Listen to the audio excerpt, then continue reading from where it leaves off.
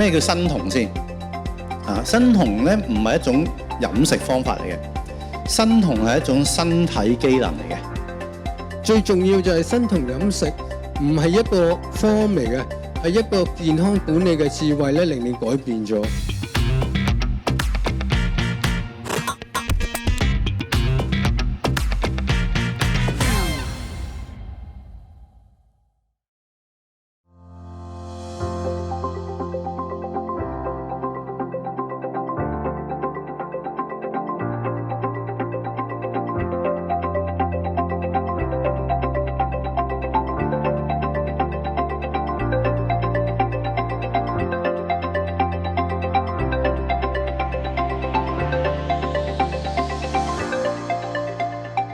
原來生酮嘅意思咧，就係咧將嗰啲脂肪變成一種酮體嘅，而呢種酮體咧係可以俾我哋身體做能量嘅。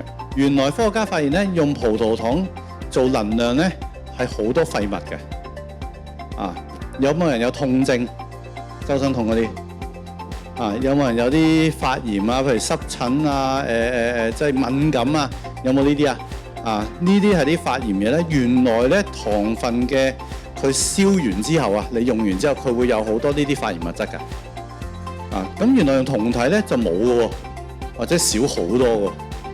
咁所以咧就其實咧用到酮體係比較理想。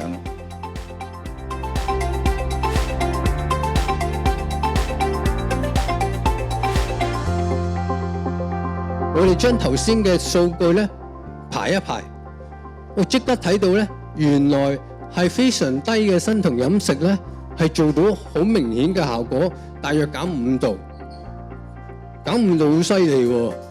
係啦，你哋醫生你唔知食幾多藥又轉藥跟住你睇醫生嘅時間咧，好多咧都係減幾度。血糖低當然啦，我哋唔食飯，所以我哋要監測住有冇生酮。因為如果你血糖低又唔生酮，你做唔到個效果。啱啱食多啲 protein， 食多啲牛扒又頂得到，但係又唔夠糖分，你就會頭暈疲倦咁呢啲要監察住啦。